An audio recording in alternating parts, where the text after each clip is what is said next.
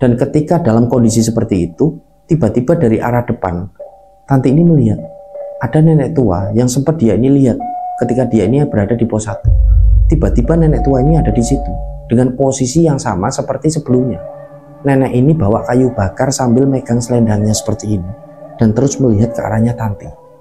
Nah, pada saat itulah nenek ini akhirnya seperti jalan, tapi tiba-tiba ini berada di depannya Tanti. Jadi Tanti ini nggak dengar suara langkah kakinya. Nah, ketika itu Tanti ini agak kaget dan nenek ini bilang sama Tanti, "Nduk, ayo melu simbah ae, mesakno kowe ijenan. Ayo melu ning omahe simbah."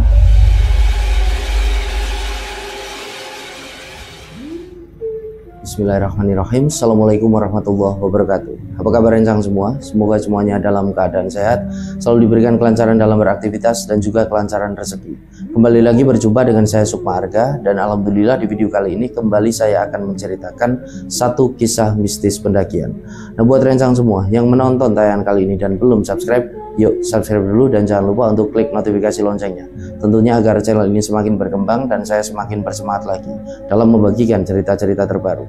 Dan semoga amal kebaikan rencang semua dibalas sesuatu yang lebih besar dan berlipat-lipat oleh Allah Subhanahu wa taala. Amin. Baik, tanpa berlama-lama, pasang headphone masing-masing dan tetap waspada sekeliling Anda.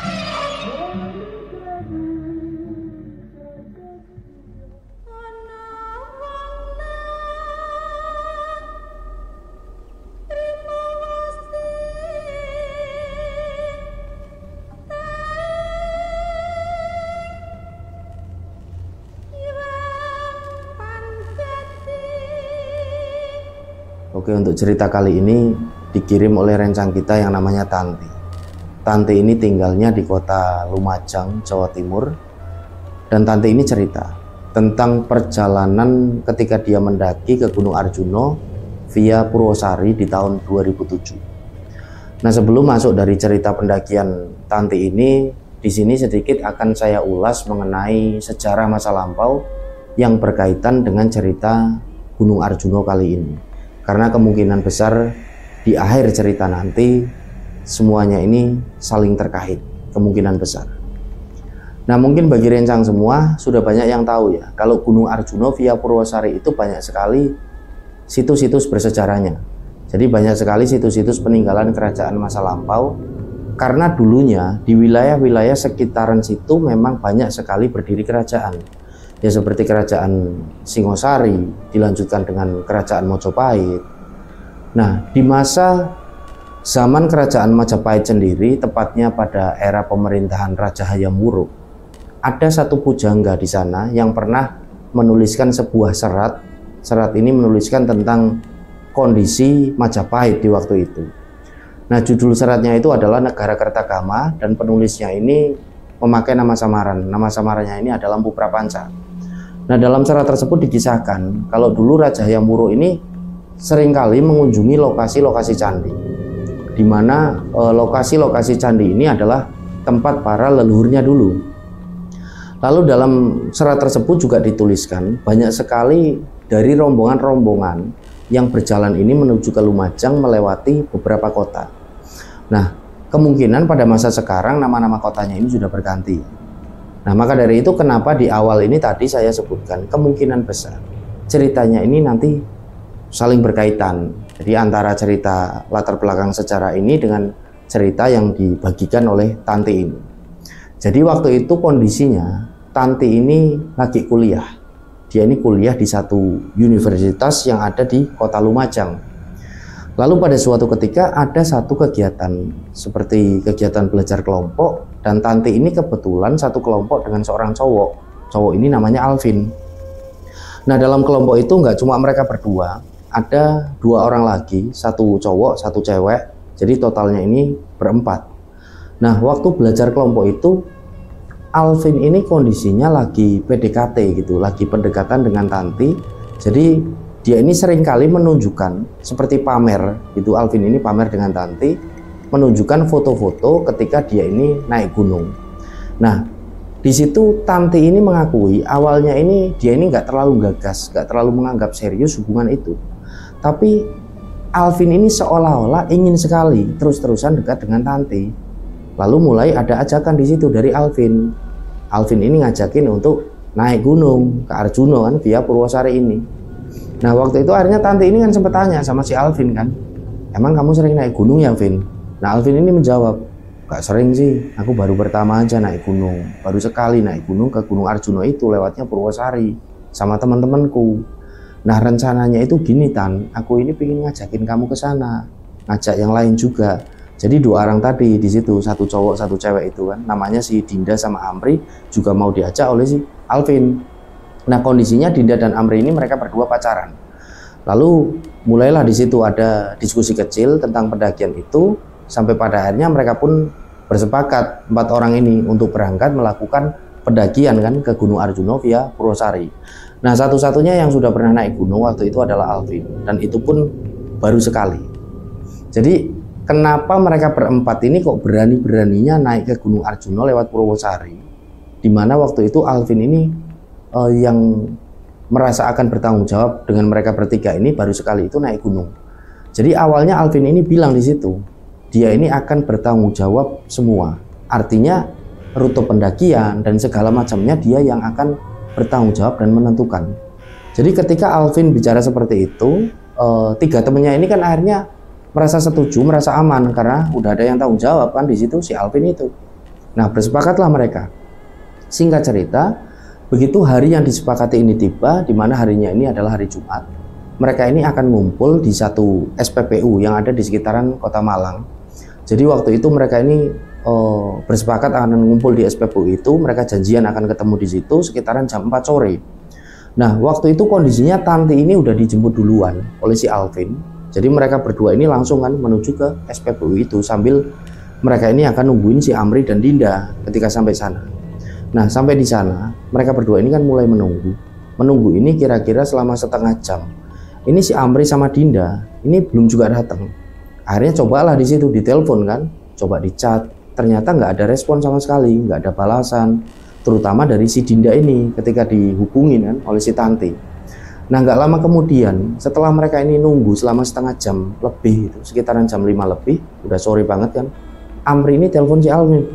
Jadi Amri ini ngabari Alvin kalau sepertinya mereka ini nggak bisa ikut, Amri sama Dinda ini, karena alasan si Amri waktu itu mereka ini bertengkar. Jadi ada masalah secara mendadak dan mereka ini saling ngambek gitulah satu sama lain. Nah waktu itu Alvin ini kan akhirnya coba bilang sama si Tanti kan, Tan ini si Amri sama Dinda ini gak jadi ikut kayaknya karena mereka ini berantem, nesu-nesunan, mereka ngambek. Duh lah terus gimana, masa kita cuma berdua, kata si Tanti ya. Wih enggak apa-apa, kita tetap berangkat aja, toh di sana nanti ada aku, di sana juga banyak orang kok, enggak usah takut. Nah awalnya Tanti ini agak ragu, sempat ragu, tapi karena Alvin ini terus-menerus seperti meyakinkan, akhirnya Tanti ini kan nurut kan, yowes lah, ayo berangkat aja, kata si Tanti.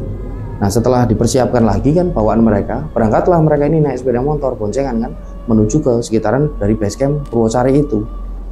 Nah singkat cerita, begitu mereka masuk ini di daerah desa, desanya ini namanya Desa Tambak Watu. Sebelum mereka ini sampai di pos perizinan itu kan, mereka ini melewati jalur, di mana jalur ini kanan kirinya ini adalah hutan yang sangat gelap. Apalagi ditambah waktu itu ketika sampai sana, mereka ini udah masuk di sekitaran jam 8 malam. Jadi kondisinya ini kan udah gelap. Nah nggak lama kemudian mereka ini sampai di pos perizinan. Mereka ini langsung parkir motor dan langsung melakukan simaksi. Nah setelah simaksi ini mereka berdua ini langsung ngecek lagi perlengkapan dan logistik yang akan mereka bawa ke atas.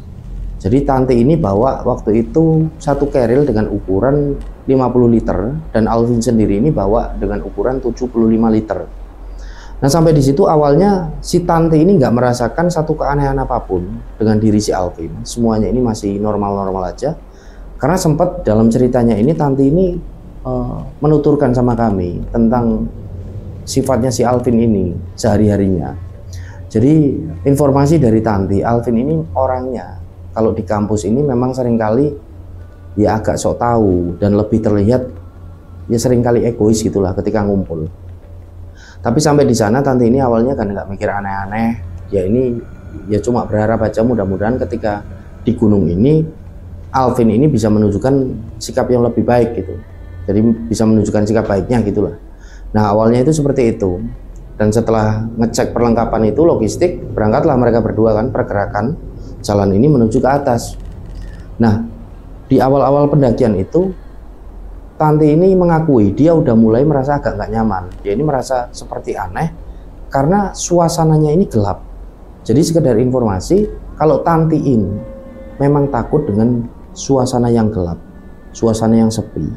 Apalagi Tanti ini juga cerita dulu ketika dia ospek di kampus, ketika masa-masa pembinaan itu, di awal-awal di kampus itu, dia ini kondisinya pernah dibentak oleh salah satu seniornya, dan waktu itu Tante ini langsung pengsan. Jadi ya bisa dikatakan Tante ini nggak bisa terima dengan situasi di mana dia ini pada akhirnya nantinya tertekan atau dibentak seperti itulah. Nah, ditambah apalagi situasi yang waktu itu gelap kan, di hutan itu sepi. Tante ini juga nggak terbiasa dengan situasi ataupun suasana semacam itu. Jadi ketika mereka ini jalan, mulai masuk ke wilayah hutan dari Gunung Arjuna ini lewat jalur Purwosari, Tanti ini udah mulai merasa nggak nyaman, dia ini merasa aneh. Apalagi ditambah dengan mulai bau dupa kan, bau dupa ini kan begitu menyengat sekali. Kita tahu kan di Gunung Arjuna ini lewat Purwosari, memang banyak sekali tempat-tempat bersejarah, terutama di bagian-bagian situs tertentu itu, selalu ada yang menyalakan dupa dan asapnya ini benar-benar ngepul gitu loh, mengepul. Nah, baunya ini kan menyengat sekali. Jadi bagi yang nggak terbiasa seperti Tanti ini, nggak terbiasa dengan bau dupa itu atau bau kemenyan, Tanti ini kan pada akhirnya ya merasa takut kan. Akhirnya dia ini merasa nggak nyaman dengan situasi semacam itu. Tapi dia ini masih nurutin si Alvin ini terus jalan, karena udah kepalang tanggung mereka ini masuk ke jalur pendakian kan.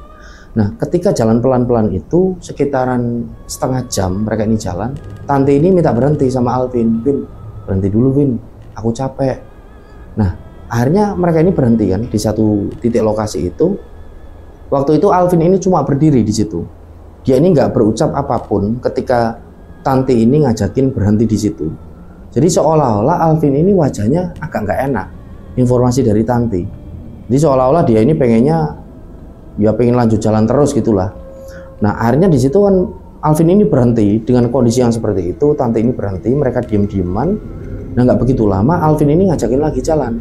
Udahlah Tan, ayo langsung jalan aja daripada nanti kemalaman lagi kita.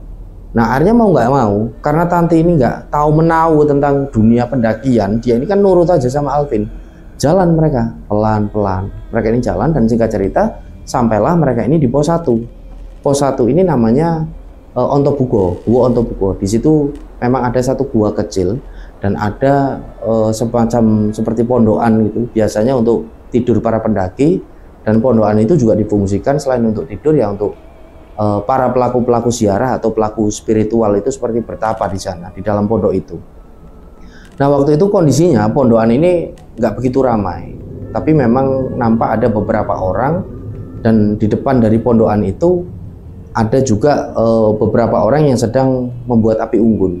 Jadi mereka ini sayup-sayup terdengar ini saling ngobrol, dan suasananya ini nggak begitu ramai, jadi cukup sepi, nggak seperti biasanya ketika naik ke Arjuna ini ramai gitu loh. Di pos 1 ini kan biasanya juga dijadikan tempat untuk ngecamp, tapi waktu itu cukup sepi, jadi cuma ada seperti orang-orang seperti pelaku ziarah itu aja yang ada di pondokan. Nah, begitu Alvin ini jalan di sekitaran dari Ontobugo ini, dia jalan ke satu lokasi, dia menuju ke satu pohon dengan ukuran yang nggak terlalu besar. Alvin ini rencananya mendirikan tenda di sana. Nah, Tante ini kan ngikut. Apa kata si Alvin? Yowes, terserah aja, aku ikut kamu, mau diriin tenda di mana aku ikut. Nah, begitu sampai di satu titik lokasi itu, di sebelah pohon yang ukurannya nggak begitu besar, mulailah dikeluarkan tenda itu. Jadi jarak antara Alvin Tanti ini mendirikan tenda dengan orang-orang yang membuat api unggun itu dengan pondokan ini agak jauh. Jadi api unggun ini pondokan terlihat samar-samar, obrolan mereka juga terdengar sayup-sayup aja. Nah, begitu tenda ini sudah didirikan, waktu itu Tante ini lagi masang pasak gitu kan, bantu si Alvin ini masang pasak. Dia ini melihat seperti ada satu bayangan yang awalnya lewat. Diamati oleh Tante ini apa? Nah, setelah agak terang, kondisinya ini agak terang, kena sorotan dari cahaya bulan itu, dia ini melihat di situ ada sosok nenek-nenek. Jadi nenek-nenek ini seperti bawa kayu bakar. Jadi kayu bakarnya ini diikat di belakang dengan kain itu, dan kainnya ini dipegang seperti ini. Nah, kondisinya nenek-nenek ini memandang terus ke arahnya si Tanti. Nah, Tanti ini kan merasa risih dipandang seperti itu. Dia ini merasa nggak nyaman kan. Akhirnya dia nunduk. Itu tante ini nunduk, seolah-olah mengabaikan adanya nenek tua ini. Jadi awalnya tante ini cuma berpikiran kalau ini memang orang beneran. Dikiranya si tante ini adalah seorang nenek-nenek yang memang benar-benar lagi cari kayu bakar. Karena terlihat sekali kalau nenek ini masih ada di situ kan, terus ngeliatin si tante. Nah, entah apa yang terjadi ketika itu, tante ini merasa nggak nyaman. Akhirnya kan dia ini berputar ke arah tenda, membelakangi kondisi dari nenek tua itu. Tapi tante ini masih penasaran. Akhirnya dia agak noleh sedikit. Dia nengok. Dia masih lihat di situ. Nenek tua ini berdiri, menatap terus ke arahnya si tante. Seolah-olah nenek ini mengenal tante. Tapi waktu itu kondisinya tante ini nggak cerita gitu loh ke Alvin. Dia ini cuma diem aja. Dia nggak berpikiran aneh-aneh tentang sosok nenek tua itu. Nah, akhirnya sekali lagi karena masih penasaran, tante ini kan menoleh ke arah belakang. Ketika sekali lagi itu dia menoleh, nenek tua ini udah nggak ada sama sekali. Nah, waktu itu tante ini belum berpikiran yang aneh-aneh, mengakui. Dia ini cuma menganggap ini nenek tua lagi cari kayu bakar dan dia ini udah pergi tadi. Nah, setelahnya Alvin ini seperti mengagetkan si tante. Udah Tan, ini udah jadi tendanya, kita masuk aja ke dalam tenda. Kita bikin teh, kita bikin coklat atau apa untuk ngangetin badan kita. Setelahnya kita ini ngobrol aja. Nah, akhirnya tante ini kan nurut. Gak lama setelah itu, setelah mereka ini minum minuman hangat, mereka pun memutuskan untuk tidur. Nah, pada saat menjelang tidur inilah tante ini minta ke Alvin kalau tas kerilnya ini ditaruh di tengah aja supaya mereka ini nggak berdekatan. Jadi terlihat jelas di situ bahwa tante ini sebenarnya ya agak kurang nyaman gitu dengan situasi pada saat itu. Karena awalnya sebenarnya si Dinda dan Amri ini kan rencananya ikut. Tantri akan tidur satu tenda dengan si Dinda. Karena waktu itu Dinda ini nggak jadi ikut, Amri ini juga nggak jadi ikut, ya terpaksa kan tante ini tidur sama si Alvin dalam satu tenda. Maka dari itu tante ini memutuskan untuk naruh tas kerilnya itu di tengah-tengah untuk pembatas kan, agar mereka ini nggak saling berdekatan. Nah, di dalam tenda itu menjelang tidur, antara sadar dan tidak sadar, tante itu merasa ada suara langkah kaki yang terburu-buru ini seperti mendekati tendanya. Jadi benar-benar seolah-olah suara langkah kaki ini berasal dari satu orang dengan badan ini yang besar, karena tanahnya ini seperti ikut bergetar waktu itu. Nah, tante ini kan membuka matanya, dia ini tapi masih diem. Dan tiba-tiba di tengah kondisi seperti itu, Alvin ini kan posisinya udah merem, udah memejamkan mata. Tenda ini tiba-tiba seperti dikebrak, brak. Nah, tante ini kan kaget, dia ini agak jerit kan di situ.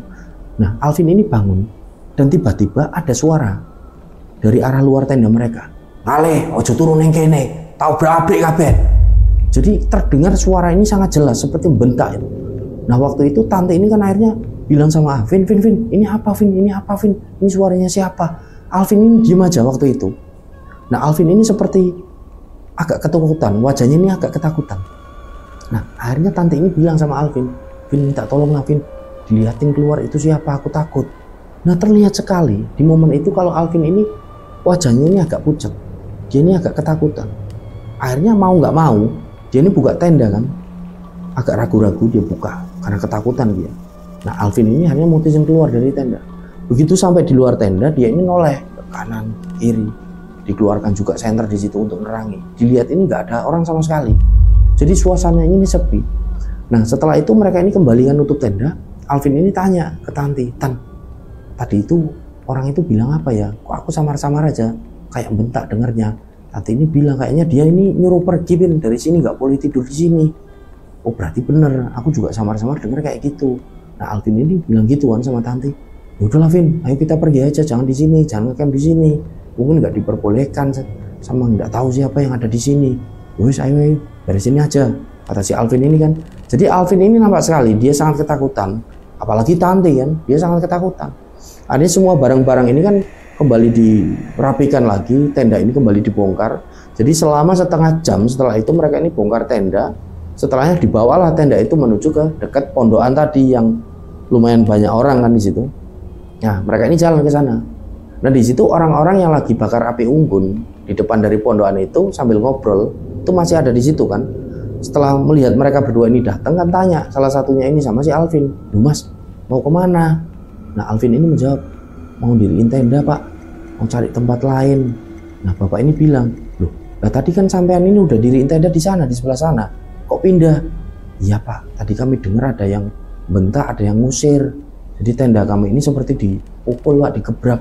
Oh, gendruwo itu Mas. Ya Mas, sampean pindah aja. Kalau enggak lebih baik tidur di dalam pondokan aja. Itu di situ biasa dipakai juga oleh para pendaki untuk tidur, nggak apa-apa. Itu di situ juga ada beberapa temanku. Udah santai aja, aman di situ. Nah, akhirnya Alvin dan Tante ini pun nurut kan. Mereka ini masuk ke dalam pondokan dan mulai tidur di sana pakai sleeping bag. Nah, singkat cerita, di pagi harinya ketika mereka berdua ini bangun, mereka ini sempat bikin sarapan. Mereka ini setelah sarapan ini kan langsung jalan lagi, melanjutkan perjalanan. Nah, dalam perjalanan di pagi hari itu sekitaran jam 7, mereka ini jalan untuk langsung menuju ke pos 2. Nah, ketika sampai di pos 2, namanya ini Tampuwono, Tante ini sempat bilang ke Alvin, karena di situ kan ada satu warung di pos 2 itu. Tante minta beli teh hangat dulu dan minta istirahat di sana. Nah, terlihat sekali kalau Alvin ini diem. Jadi seolah-olah Alvin ini ngambek waktu itu, nggak tahu kenapa. Jadi Tante ini kan ikutan diem. Jadi Tante ini menikmati teh hangat di situ. Alvin ini cuma duduk aja nemenin Tante, tapi mereka ini diem-dieman, nggak ngobrol. Nah, nggak begitu lama Alvin ini langsung bilang sama Tante, udahlah Tan, ayo jalan lagi keburu siang. Nah, Tante ini kan akhirnya nurut. Yowes lah, jalanlah mereka kan. Nah, nggak sampai 10 menit mereka ini jalan dari pos 2 itu kan, sampailah mereka di pos 3 dari Tampuwono ini. Mereka nggak sampai 10 menit ini udah sampai di pos 3, namanya pos Eyang Sakri. Nah, ketika sampai di pos 3 itu, mereka ini nggak istirahat, mereka ini jalan terus untuk menuju ke pos 4. Nah, disitulah Tante ini merasa kalau Alvin ini ya bisa dikatakan udah semakin menunjukkan sifat egoisnya. Karena sempat tadi di pos 3, Tante ini bilang sama Alvin, Vin ambil nafas dulu, tapi Alvin ini cuma diem aja. Alvin ini lanjut jalan untuk menuju ke pos 4 itu. Jadi perjalanan semakin berat dirasakan oleh Tante. Karena treknya ini kan dari pos 3 menuju ke pos 4, kita semua tahu dari trek Purwosari ini. Kan treknya ini berat, semakin menanjak. Nah, kondisinya Tante ini seringkali minta ke Alvin untuk istirahat. Tapi Alvin ini seringkali bilang ke Tante, udah jalan lagi aja. Jangan sering-sering istirahat. Nanti kalau sering istirahat kita nggak sampai-sampai. Kalau kita berhenti nanti kita juga malas lagi buat jalannya. Nah, waktu itu Tante ini kan akhirnya sempat bilang ke Alvin, karena Tante ini belum pernah naik gunung kan, dia ini bilang kan sekali lagi di situ ke Alvin, Vin, mbok pengertian dikit lah sama aku. Aku itu kan nggak pernah naik gunung, apalagi Dinda yang rencananya ikut juga nggak ikut. Aku nggak ada temen. Pelan-pelan lah, aku juga pengen sampai di atas. Nah, Alvin ini diem aja sambil dia ini berdiri waktu itu. Dan nggak lama kemudian Alvin ini menuruti si Tante ini untuk istirahat di situ sebentar. Kemudian Alvin ini ngajak jalan lagi sampai siang hari itu. Nah, begitu memasuki sekitaran jam 2 siang, karena Tante ini seringkali kan minta istirahat, sekitar di jam 2 siang itu mereka baru masuk hutan, di mana hutan ini kondisinya vegetasinya lebih tertutup lagi, lebih rapat lagi. Nah, di sebelah kanan itu Tante melihat waktu itu kan mulai jalan, ini seperti ada satu bangunan. Jadi bangunan ini ya bisa dikatakan seperti rumah, itu terlihat benar-benar nampak angker. Nah, mungkin bagi rencang semua yang sudah sering kali mendaki ke Gunung Arjuno ini, terutama lewat jalur Purwosari, pasti tahu tentang satu bangunan ini. Jadi ada bangunan dari kayu di situ yang di depannya ada gapura bertuliskan dengan aksara Jawa. Nah, di situ Tante ini merasa takut. Ketika sampai di situ, Alvin ini sempat ngajak berhenti di situ. Udah Tan, kita berhenti dulu di sini. Katanya kamu mau ambil nafas. Nah, Tante ini justru bilang sama Alvin, enggak Alvin, ayo kita jalan lagi aja, jangan berhenti di sini. Oh, oke kalau gitu, ayo jalan. Nah, gitulah, jangan kebanyakan berhenti. Padahal waktu itu kondisinya Tante ini takut. Dia nggak bilang sama Alvin karena dia ini takut Alvin ini semakin nanti menjadi-jadi gitu, sebelnya sama dia. Jadi Alvin ini nampak sekali rencang semua semakin menunjukkan sifat egoisnya. Jadi seolah-olah dia ini ya mau menangnya sendiri. Ketika Tante minta istirahat, Alvin ini selalu bilang, udah nanti aja, jalan terus aja. Sampai pada akhirnya pada satu momen Tante ini ngajak berhenti lagi kan di satu titik lokasi itu. Ketika mereka menuju ke pos 4, Alvin ini menjawab lagi di situ, udah nanti aja, di sana sekalian di pos 4, kita istirahat di pos 4. Nah, di momen itulah Tante itu udah mulai dari hatinya ini merasa sangat tidak nyaman. Dia ini pengen nangis karena dia ini merasa ya sangat gak nyaman di situ. Dia ini sebel, tapi dia ini nggak bisa nangis. Jadi perasaan Tante waktu itu benar-benar marah, tapi nggak bisa dia ungkapkan. Jadi dia ini cuma diem aja. Dia ini diem di dalam hatinya ini cuma batin di situ. Ya Allah, cukup sekali aja aku naik gunung kalau kayak gini. situasi semacam itu masih terus membelenggu si Tanti ini. Jadi dia ini benar-benar merasa nggak nyaman. Apalagi Alvin ini terus-terusan bilang, ayo jalan lagi, jalan lagi. Jadi seperti agak bentak. Nah Tanti ini kan nurut aja sambil dia ini menahan rasa marahnya. Tanti itu tetap jalan sampai di sekitaran jam 5:30 sore, di mana hari ini sudah mulai gelap. Mereka ini sampai akhirnya di pos 4. Pos 4 ini namanya Eyang Semar. Dan ini merupakan satu pos yang ya bisa dikatakan suasana magisnya ini benar-benar terasa. Karena di situ kan ada satu patung Semar yang berdiri, juga banyak sekali peringatan-peringatan yang ditandakan supaya yang ada di situ ini tidak membuat kericuhan, keramaian gitu. Karena di situ tempat untuk bersemedi atau bertapa. Nah, ketika sampai di pos 4 itu, suasana ini udah mulai benar-benar dirasakan oleh Tanti ini sangat magis. Suasana angkernya ini sangat terasa. Jadi dia ini benar-benar semakin takut ketika berada di pos 4 itu. Dia ini akhirnya duduk kan di situ. Dan Alvin ini sempat ngelepasin tasnya di situ. Tanti ini juga ngelepasin tasnya. Nah, kondisinya ketika berada di pos 4 itu ada 6 pendaki di sana. Ada 2 orang cewek dan 4 orang cowok.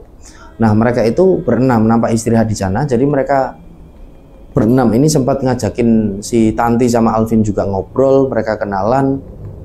Dan mereka berenam ini berkata kalau mereka ini berasal dari Tasikmalaya. Bisa dikenali juga oleh Tanti dan juga Alvin ini dari logat mereka. Mereka ini logatnya agak Sunda. Nah, singkat cerita setelah mereka ini beristirahat di sana sekitaran setengah jam, Alvin ini bilang lagi ke Tanti, ayo Tan, kita jalan lagi aja, sebentar lagi kita sampai di pos 5, kita nanti ngecamp di sana, bermalam di sana. Lah Tanti karena posisinya dia itu capek, dia itu benar-benar sebel dengan kondisi Alvin yang waktu itu ya seperti itu gitu kan, nampak egois. Tanti ini bilang ke Alvin, wis lah kalau kamu mau berangkat, berangkat aja dulu, aku nanti nyusul, berangkat sendiri. Jadi saking gemesnya si Tanti ini. Nah disitulah mereka ini mulai konflik dan Alvin ini merasa jengkel juga, kepancing. Akhirnya ya wis lah kalau gitu aku jalan lebih dulu. Jawab si Alvin ini kan, Alvin ini jalan dulu. Dia ini jalan ninggalin si Tanti ini di pos 4. Nah padahal kondisinya waktu itu kan udah mulai gelap kan, udah maghrib. Alvin ini jalan dulu. Nah Tanti ini berpikiran waktu itu kan, biarinlah Alvin ini berangkat dulu. Toh juga ada pendaki lain di sini. Ntar aku bisa bareng sama mereka. Pikir si Tanti. Nah di situ akhirnya mulailah ngobrol kan si Tanti dengan para pendaki itu tadi yang 6 orang dari Tasik itu, dari Tasikmalaya. Tanti ini kan ngobrol di situ. Oh iya Mas, nanti mau jalan lagi jam berapa? Ini Mbak, nanti kami mau sholat maghrib dulu, baru jalan lagi. Mbaknya ini memang rombongannya cuma ada 2 orang. Iya Mas, loh kok ditinggal? Nah para pendaki dari Tasik ini kan agak kaget di situ kan, makanya mereka ini bilang seperti itu. Ya nggak tahu Mas, biarinlah. Tanti ini cuma menjawab seperti itu. Biarinlah aku nanti sendiri aja. Nah pendaki dari Tasikmalaya itu yang cowok-cowok ini bilang, loh Mbak, kami ini turun loh, nggak naik. Nah di situ Tanti ini kaget. Dikiranya dari tadi para pendaki dari Tasik ini mau naik ke atas, ternyata mereka ini mau turun. Nah waktu itu kan Tanti agak kaget. Akhirnya yang cowok-cowok dari Tasik ini kan sempat bilang, yowes Mbak gini aja, nanti habis maghriban tak antar ke atas yo, nyusul temannya di atas, gimana? Nah Tanti ini merasa nggak enak, merasa sungkan. Tanti ini menjawab, oh nggak usah Mas, saya sendiri aja nggak apa-apa. Loh Mbak, beneran Mbak, kami antar nggak apa-apa sebentar ke atas. Nggak Mas, nggak apa-apa, makasih, saya sendiri aja. Oh ya sudah kalau gitu, yang penting hati-hati ya Mbak. Kalau memang Mbaknya ini ragu-ragu, ya mending di sini aja, di pos 4. Kata beberapa pendaki itu kan. Akhirnya Tanti ini pun hanya mengiyakan. Setelahnya singkat cerita setelah mereka ini semua sholat di situ kan, para pendaki ini yang dari Tasik ini kan turun, 6 orang itu pamitan. Sekali lagi sempat nawarin si Tanti, ayo Mbak tak anterin ke atas. Tapi Tanti ini sekali lagi juga menolak. Enggak lah Mas, nggak apa-apa, aku sendiri aja nggak apa-apa. Nah akhirnya para pendaki dari Tasik ini pun turun, 6 orang itu kan turun pamit dengan Tanti, mereka turun. Nah kondisinya setelah pendaki dari Tasik 6 orang ini turun, Tanti ini masih di pos 4. Dia ini bingung dengan kondisinya waktu itu. Dia ini sempat diam di situ. Ini gimana ya? Aku mau lanjut jalan, apa aku di sini aja? Kalau di sini, ini kondisinya kok kayak gini, baunya bau dupa, terus sepi banget di sini, nggak ada orang. Tanti ini bingung kalau jalan ke depan, ke atas nyusulin dari si Alvin, aku nggak tahu jalannya. Tapi apa jalannya memang ini ya, cuma satu ini. Jadi Tanti ini udah berasumsi macam-macam di situ. Dia ini benar-benar kebingungan. Nah, waktu ini terus berjalan dan singkat cerita, malam itu udah masuk di sekitaran jam 7. Tanti ini kondisinya masih sama seperti tadi. Dia nangis sendirian di pos 4 itu. Dia ini bingung harus ngapain. Dia ini juga ya, selain menahan rasa capek, dia juga menahan rasa takut dengan kondisinya yang benar-benar gelap di situ. Ditambah dengan bau dupa yang sangat menyengat. Jadi Tanti ini benar-benar nangis. Dia ini nggak bisa nahan air matanya lagi. Dia ini jengkel dengan sendirinya di situ kan. Dia ini nggak bisa mengungkapkan kejengkelannya itu. Dan ketika dalam kondisi seperti itu, tiba-tiba dari arah depan, Tanti ini melihat ada nenek tua yang sempat dia ini lihat ketika dia ini berada di pos 1. Tiba-tiba nenek tua ini ada di situ dengan posisi yang sama seperti sebelumnya. Nenek ini bawa kayu bakar sambil megang selendangnya seperti ini dan terus melihat ke arahnya Tanti. Nah, pada saat itulah nenek ini akhirnya seperti jalan. Tapi tiba-tiba ini berada di depannya Tanti. Jadi Tanti ini nggak dengar suara langkah kakinya. Nah, ketika itu Tanti ini agak kaget. Dan nenek ini bilang sama Tanti, "Nduk, ayo melu simbah, mesakno kowe ijenan. Ayo melu nang omahe simbah." Nah, Tanti ini kan merasa dia ini capek. Dia ini cuma berhalusinasi aja. Tanti ini merasa kalau dia cuma berhalusinasi dan seperti mendengar kalau nenek tua itu seolah-olah seperti mengajak dia untuk ke rumahnya. Jadi dia mengabaikan, Tanti ini mengabaikan ajakan dari nenek tua itu. Karena dia merasa cuma berhalusinasi aja. Mendengar dari tawaran nenek itu untuk mengajak Tanti kan, mampir ke rumahnya. Dan gak lama kemudian, nenek ini benar-benar hilang dengan sendirinya. Waktu itu Tanti ini kan masih terus nangis kan, sambil mengusap air mata. Dia ini masih bingung dengan apa yang harus dia ini lakukan. Setelahnya dia ini ngeluarin HP di situ. Dia memutuskan untuk mau mutar musik aja dengan pelan kan, untuk mengusir rasa jenuhnya, untuk mengusir rasa sepinya lah, supaya sedikit ya terhibur kan dengan kondisi waktu itu yang benar-benar sepi. Dan ternyata waktu itu si Tanti ini melihat banyak sekali larangan-larangan di situ untuk tidak membuat kebisingan. Jadi akhirnya setelah membaca larangan-larangan itu kan, yang tadinya Tanti ini mau memutar musik lewat HP-nya itu dia urungkan kan. Dimasukkanlah HP itu ke sakunya lagi. Nah, di situ setelahnya Tanti ini masih terus berpikir di tengah kesepian itu kan, di tengah kegelapan malam. Tanti ini benar-benar bingung. Apalagi senter juga dibawa Alvin. Dia sama sekali nggak bawa senter. Penerangan dari si Tanti ini cuma dari HP-nya aja, flash. Nah, dia ini juga nggak pakai headlamp.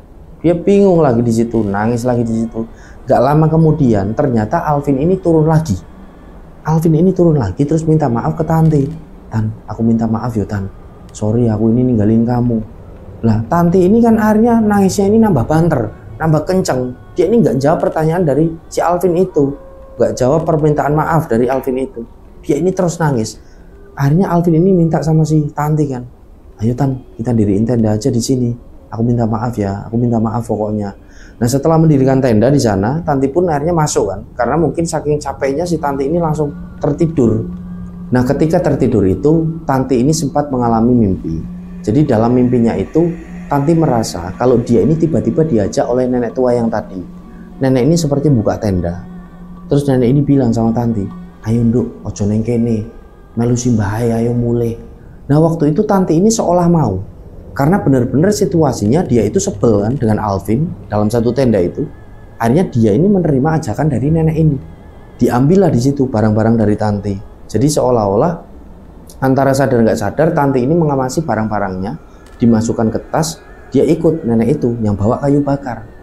Nah, ketika sedang jalan, nampak sekali nenek ini berhenti, terus noleh lagi ke arah belakang, ke arahnya Tanti, seperti nenek tua ini mengkhawatirkan Tanti.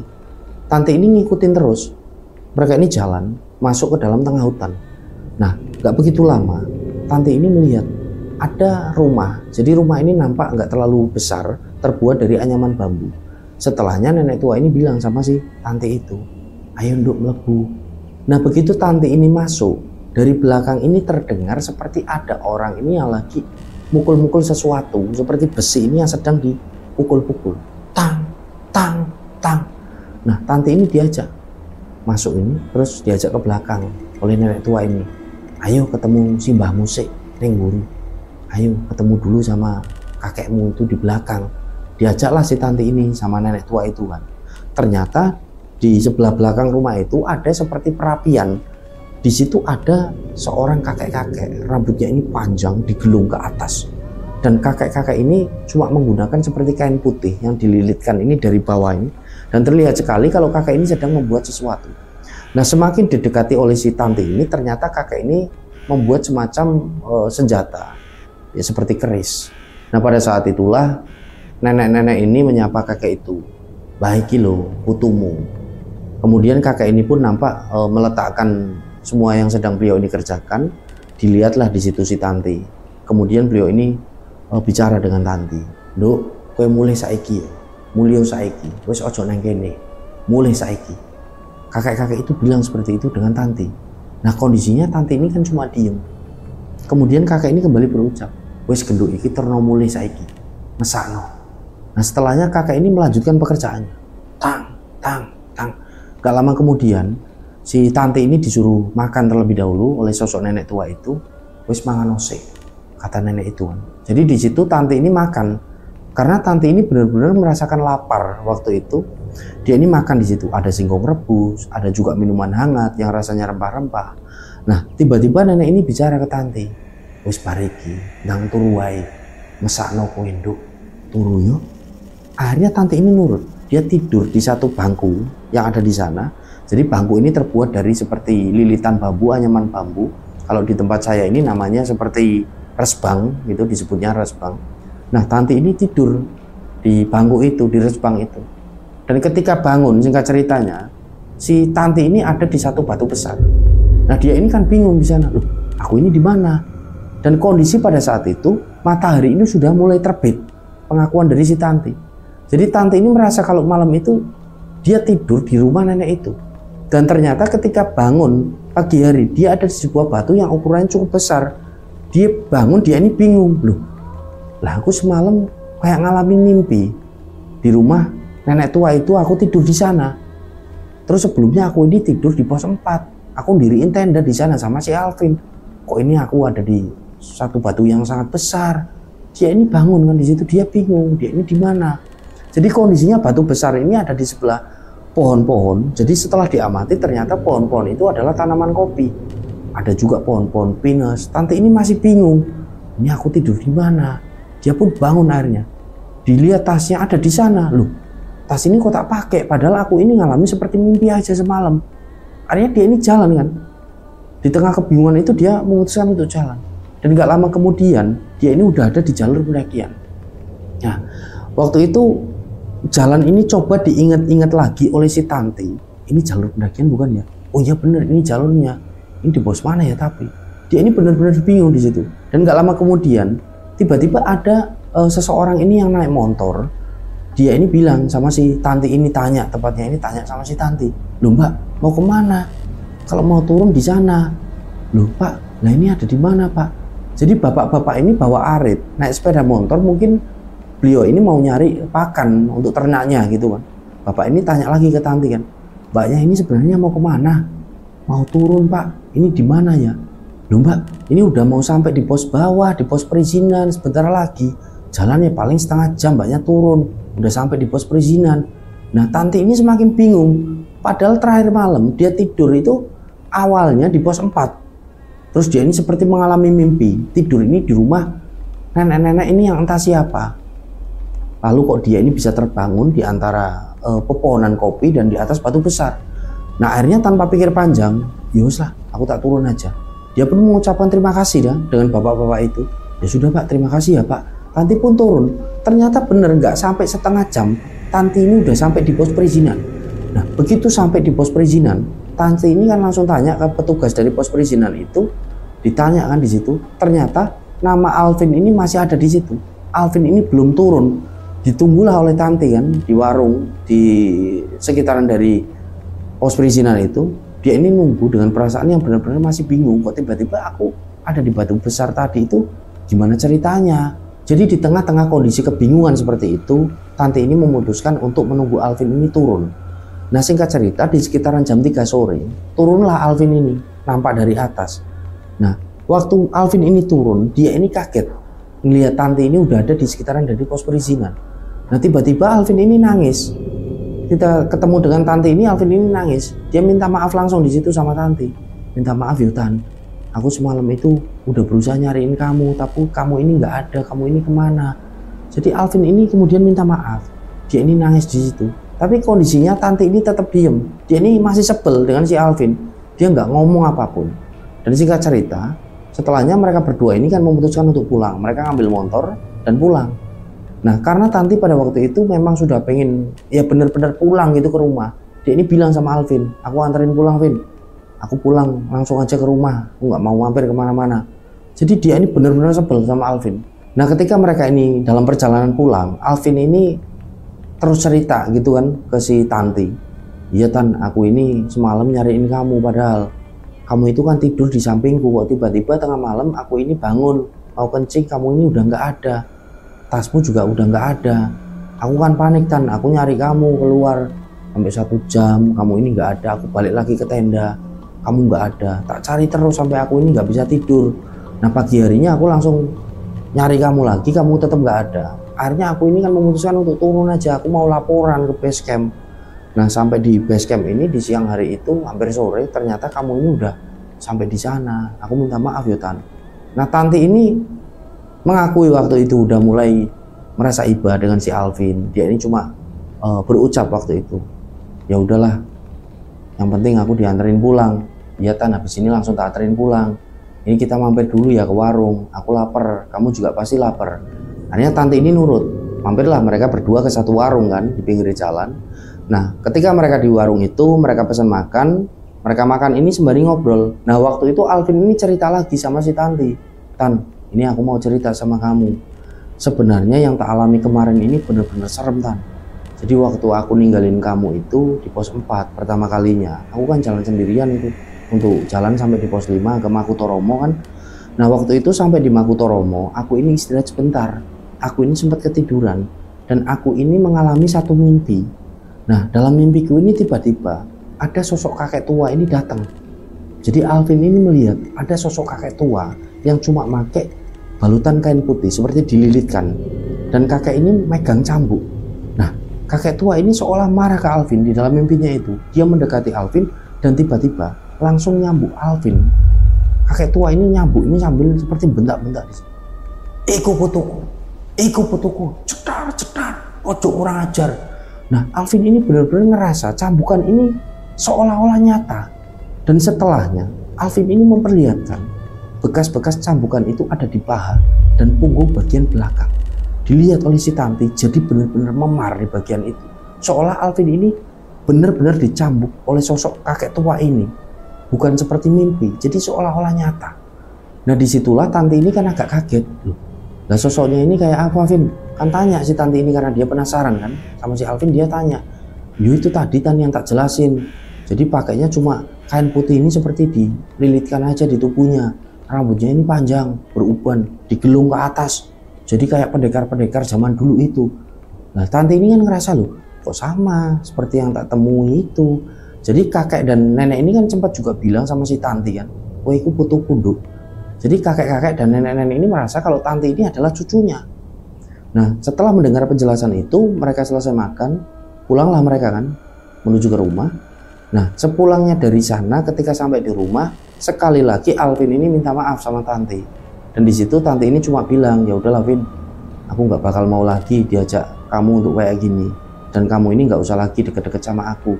Tanti sempat bilang seperti itu karena si Tanti ini benar-benar ngerasa kecewa banget dengan Alvin waktu itu. Nah, disitulah mereka ini berpisah dalam artian dekat untuk yang terakhir kalinya. Nah, singkat cerita, Tanti ini kan tanya ke orang tuanya, terutama ke bapaknya, karena dia ini penasaran kan. Jadi dia ini tanya ke bapaknya pada waktu itu, ya aku ini habis naik gunung. Diceritakanlah semua oleh Tanti dan mengalami satu kejadian yang benar-benar aneh. Selama hidupnya ini nggak pernah Tanti ini mengalami kejadian semacam itu. Dia ceritakan semuanya ke bapaknya itu, ke ayahnya. Dia ketemu dengan nenek-nenek, dia ketemu dengan kakek-kakek, dan mereka berdua ini mengaku bahwa si Tanti ini adalah cucunya. Nah, ayahnya ini juga sempat kaget kan dengan penjelasan dari si Tanti. Mosok gitu, Nduk? Iyo ya, aku benar-benar ngalami itu. Memangnya ayah pernah ya punya buyut atau mbah seperti itu, seperti yang tak gambarin barusan. Nah ayahnya ini bilang, ya bisa jadi sih Nduk, bisa jadi itu kakek nenek moyang kita yang dari zaman kerajaan, mungkin seperti itu ya. Ya yang penting kamu selamat, yang penting kamu sudah nyampe di rumah dengan selamat. Udah kamu ini kan udah punya pengalaman seperti itu, nggak usahlah naik-naik gunung lagi. Ayah ini khawatir, ayahnya cuma berpesan seperti itu. Nah pengalaman yang dialami oleh Tanti ketika mendaki ke Gunung Arjuna via Purwosari itu dialami sekitaran tahun 2007 itu, sampai hari ini Tanti ini belum pernah sama sekali naik gunung lagi. Karena Tanti ini benar-benar ngerasa kapok rencang semua. Dia ini nyesel dengan kejadian waktu itu, terutama dengan apa yang sudah dilakukan oleh satu temannya dulu yang masih deketin dia yang namanya Alvin. Nah kita tahu rencang semua kalau ketika naik gunung selalu banyak sekali dari orang-orang itu memang yang menunjukkan sifat egoisnya. Mungkin karena di sana ya mereka itu kan capek, kondisinya juga benar-benar dingin di sana. Banyak sekali orang-orang itu yang bisa dikatakan memunculkan atau muncul sifat egonya. Ketika di kota dia baik-baik aja, ketika naik gunung ya akhirnya muncul semua egonya itu. Nah, jadi saya teringat di sini dengan kata-kata dari Sayyidina Umar radhiyallahu an, ketika waktu itu Sayyidina Umar ini bilang bahwa kamu kalau pengen tahu sifat seseorang, ajalah dia untuk berkongsi bisnis atau juga safar. Safar itu artinya bepergian, entah itu naik gunung atau apapun. Jadi pada saat itulah sifat orang aslinya itu benar-benar keluar. Nah harapan kami ketika naik gunung, dari cerita yang dibagikan oleh Mbak Tanti ini, ketika naik gunung kita semua ambillah sisi positifnya dan berusaha untuk melawan ego kita sendiri. Nah itulah kisah yang dibagikan oleh Mbak Tanti. Semoga kita semua bisa mengambil hikmah dan pelajaran. Mohon maaf kalau ada salah-salah kata. Saya Sukma Harga pamit undur diri. Sampai berjumpa pada cerita-cerita selanjutnya. Wassalamualaikum warahmatullahi wabarakatuh. Salam lestari, salam rimba.